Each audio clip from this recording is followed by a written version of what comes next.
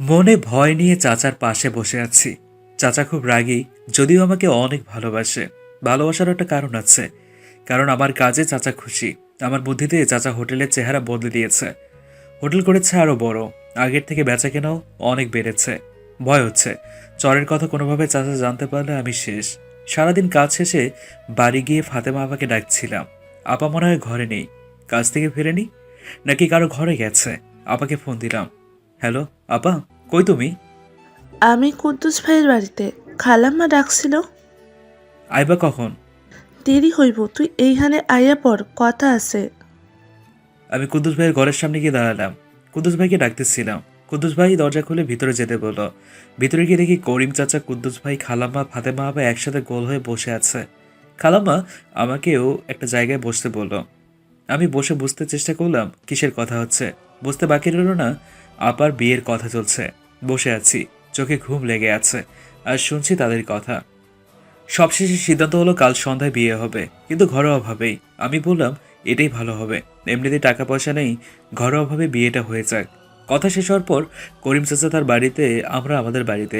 আমাদের কেন বলছি, ফাতেমা আপাদের বাড়িতে।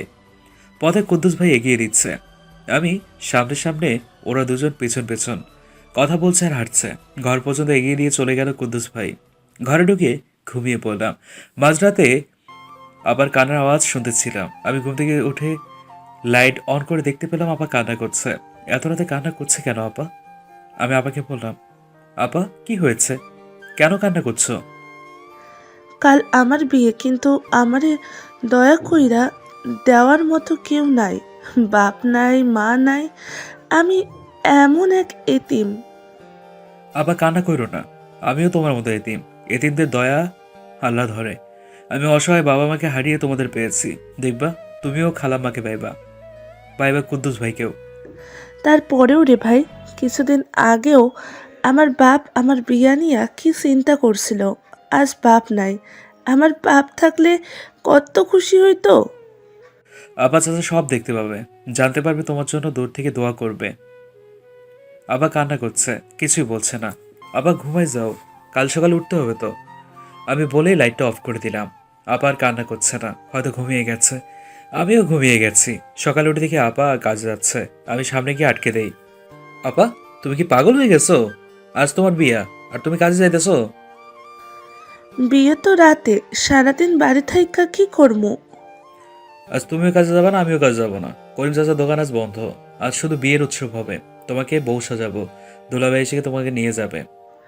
গরিবের আর বউ সাজ। শোনো, তোমার এই ভাই থাকতে নিজেকে কখনো গরিব ভাববে না। আল্লাহ পছন্দ করে এই অবস্থান দিয়েছে। হুম, আচ্ছা যা, আজ কাছে যাব না। হুম, ভেরি গুড। আচ্ছা, রোকসানাকে বলছিলে আসার জন্য? না। তোমার কাছের লোকদের বলা উচিত। তুমি আমাকে নামগুলো বলো, আমি বলে আসবো। আর রোকসানাকে তুমি গিয়ে বলে আসবা। আমি রোকসানার সামনে যেতে পারবো না। কেন? আবার ঝামেলা করছিস নাকি? হুম, অনেক বড় ঝামেলা। তুমি প্লিজ বুঝিয়ে বইলো। রোকসানা সম্ভবত আমার সামনেও আসবে না। আচ্ছা, আমি ঠিক কইরা দেব। এরপর আবার কাছের মানুষগুলোকে আমি বলতে গেলাম। আবার গেল রোকসানাকে বলতে। সবাইকে বলে যখন ঘরে ফিরি, রোকসানা আমার সামনে। আমাকে দেখে মুখ ফিরিয়ে নিয়েছে। বুঝতে পারছি খুব রেগে আছে আমার ওপর, নাকি অভিমান, বুঝতে পারছি না। আমিও চুপচাপ রোকসানা থেকে দূরেই আছি। সারাদিন বিয়ের আয়োজন, রোকসানার সাথে কোনো কথা হয়নি। এতে আমি অনেক খুশি। চাচা দেখলে মাইন্ড করতো। তাছাড়া চাচা তো আমাদের পাশে পাশে আছে। আপাকে কুদ্দুস ভাই বিয়ে করে ঘরে তুলে নিল। আবার কাকে জড়িয়ে ধরে কান্না করবে? বাবা মা কেউ নেই, তাই আমাকে জড়িয়ে ধরে কান্না করছিল। এই কান্না বিয়ে হয়ে যাচ্ছে দেখে না, এই কান্না বাবা মাকে পাশে না পাবার কান্না। আবার সংসার চলছে খুব ভালোভাবে। কখনো কখনো আবাকে দেখতে চাই। এভাবেই চলছিল জীবন। নাহিদা তো চলে গেল অনেক আগেই। রোকসানাও আগের মতো পথ আটকায় না, সামনে পড়লেও বিরক্ত করে না। সত্যি বলতে আমি খুব ভালো আছি, কিন্তু রুহি আপুর কথা খুব মনে পড়ছে। রুহি কি বিয়ে হয়ে গেছে? হয়ে যাওয়ারই তো কথা। বিয়ে নিয়েই তো ঝামেলা। আর মামালির পছন্দের ছেলে বিয়ে না হয়ে থাকবেই না, থাকবে কই? আচ্ছা, মামা কি এখন আমাকে রুহির বাচ্চার বাবা মনে করে, নাকি সব সত্যিই জেনে গেছে? রুহি কি বলছে সব কিছু? মামা খুঁজছে না তো আমাকে? রুহি আপুকে ফোন দেব? নাম্বার তো আমার কাছেই আছে। আমার নতুন নাম্বার চিনবে না, যেভাবে সেই কাজ। রুহি আপুর নাম্বারে ফোন দিলাম। ভাবছি সিমটা আগেরটা কি না। এই তো রিং হচ্ছে। হ্যালো। আসসালামু আলাইকুম। সম্ভবত রুহি আপুর স্বামী, নয় ভুল নাম্বারে ফোন দিয়েছি। আসসালামু আলাইকুম, কেমন আছেন? ভালো। কে আপনি? আমাকে আপনি চিনবেন কিনা জানি না। এটা কি রুহি আপুর নম্বর? এটা রুহির নাম্বার। সে তো এখন বাসায় নাই। ও আচ্ছা, বাসায় আসলে আমাকে ফোন দিতে বলবেন। আচ্ছা ঠিক আছে। এরপর হঠাৎ করে ফোনটা রেখে দিল ওপাশ থেকে। পরিচয় দিতে পারলাম না। বসেছিলাম কিছুক্ষণ, হোটেলে ভিড় লেগেছে, তার সাথে কাজের চাপগুলো বেড়ে গেছে। এভাবে অনেকক্ষণ চলার পর যখন কিছুটা ভিড় কমেছে, আমি মোবাইলটা হাতে নিয়ে দেখি রুহি আপুর নম্বর থেকে 2টা মিসড কল। কাজের চাপে দেখতে পাইনি, সাথে সাথে ব্যাক করলাম। রিং হচ্ছে। কয়েকবার রিং হওয়ার পর কেউ একজন ফোনটা রিসিভ করলো। হ্যালো, আসসালামু আলাইকুম। কে বলছেন? আপু, আমি আসিফ। কেমন আছো তুমি? আসিফ, তুই কই আছিস এখন? আমাকে বল, কেমন আছিস তুই? আমি ভালো আছি। তুমি ভালো আছো তো? আমি ভালো নাই রে। তুই চলে যাবার পর প্রতিদিন আমার উপর নানাভাবে নির্যাতন হচ্ছে, অত্যাচার হচ্ছে আমার উপর। কি বলো এইসব? কে তোমাকে নির্যাতন করছে? আর কেন করছে? রুহির কথা শুনে কেমন যেন কষ্ট লাগছে আমার। মামাতো বোন তো, কষ্ট থাকলে খারাপ লাগবেই। বলছি, আগে বল তুই কোথায় আছিস এখন? হাপ্পু তোকে কত জায়গায় খুঁজছে। বাবা আমাকে খুঁজছে? কেন? তুমি কি সত্যিটা বলছিলা? আসিফ, বিশ্বাস কর, আমি তোর সাথে এমন করতে চাই নাই। তোকে যখন বের করে দিচ্ছিল আমি বলছিলাম যে আমি মিথ্যে বলছি, কিন্তু আম্মু আমাকে বলতে দেয় নাই। আব্বু প্রায় 1 সপ্তাহ আমার সাথে কথা বলে নাই, সামনেও আসে নাই আমার। আচ্ছা রুহি আপু, শোনো, এইসব নিয়ে কষ্ট পেও না। আমি ভালো আছি। বাবা সত্যিটা জেনেছে, এতেই হবে। আর আমি কখনো বলবো না তুমি আমাকে মিথ্যা অপবাদ দিয়েছিলে। আসিফ, আমি তোকে ভালোবাসি বলিনি কখনো। বলবো বলবো করছিলাম, তখনই বিয়ের চাপ। তুইও রাজি হচ্ছিলে না, তাই ভেবেছিলাম এমনটা বললে আমাদের বিয়ে দিয়ে দিবে। তাহলে তো রুহি আপু জাস্ট আমাকে পেতেই এমনটা করেছে। আর আমি নাহিদাকে ভালোবেসে রুহিকে পাত্তা দেইনি। এখন আমার 2 কুলি হারালাম। এখনো কি ভালোবাসছো? তোকে আমি অনেক ভালোবাসি। আসিফ, জানিস তো, আম্মু আমাকে এখনো মেরে ফেলতে চেয়েছিল। কি বলো? কেন? যখনই তোর কথা বলতাম, আম্মু আমাকে খুব মারতো। আমাকে আম্মুর পছন্দের ছেলেকে বিয়ে করতে বলে, কিন্তু আমি যে শুধু তোকেই ভালোবাসি, আর আমি তোকেই বিয়ে করতে চাই। এই কথাগুলো শুনে আম্মু আমাকে গলায় ওড়না পেঁচিয়ে মেরে ফেলতে চেয়েছিল। কি বলো এইসব? তুমি আমার জন্য এখনো বিয়ে করো নাই? মামার অত্যাচার সহ্য করছো?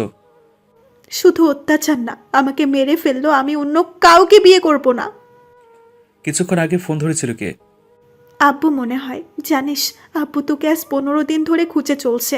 আম্মু কিছু জানে না, জানলে তো আব্বুর উপর দিয়েও ঝড় চাপে। আজও তোকে খুঁজতে গেছে।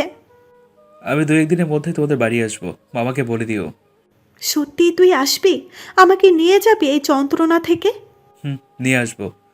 আজ আমার কোনো কষ্ট লাগছে না, আমার জীবনে আবার সুখ ফিরে আসবে। আমি আম্মুর অত্যাচার থেকে মুক্তি পাবো। দুপুরে খাইছো কিছু?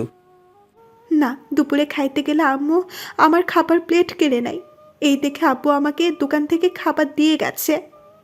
মামা নাকি মামা কিছু বলে না?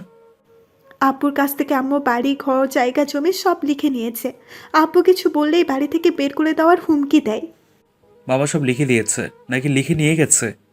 না, জোর করেই নিয়েছে। আর জানিস, আমাকে দিয়ে বাড়ির সব কাজ করায়। পারবো না বললেই মারতে থাকে। একজন মা হয়ে তার মেয়ের সাথে কেমনে এমন করতে পারে? আসিফ, তুই প্লিজ আমাকে নিয়ে যা, প্লিজ। চিন্তা করো না, আমি তোমাকে নিয়ে আসবো। এখন রাখি। আচ্ছা, আমি তোর অপেক্ষায় থাকবো। কথা শেষ করে সিদ্ধান্ত নিলাম রুহিকে বিয়ে করব। যে আমার জন্য এত কষ্ট সহ্য করছে সেই আমার জন্য রাইট চয়েস। তবে বামানিকে সাহায্য করতে হবে। কাল সকালে রওনা দেব মামা বাড়িতে।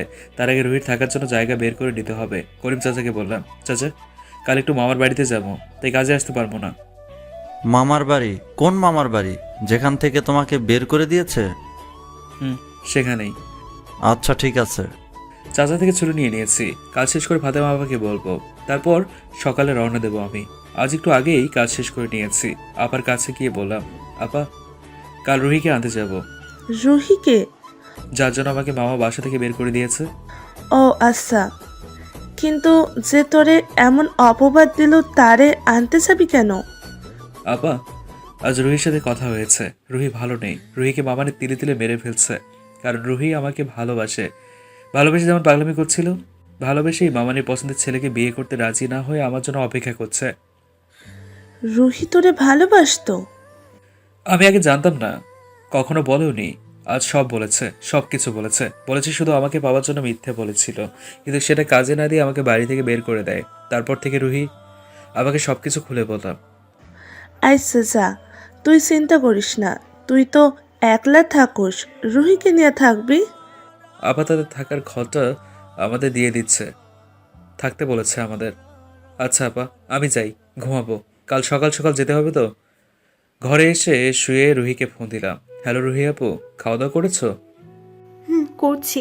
আসিফ, তুই কি এখন আমাকে আপু বলবি? তুমিও তো তুই করেই বলো।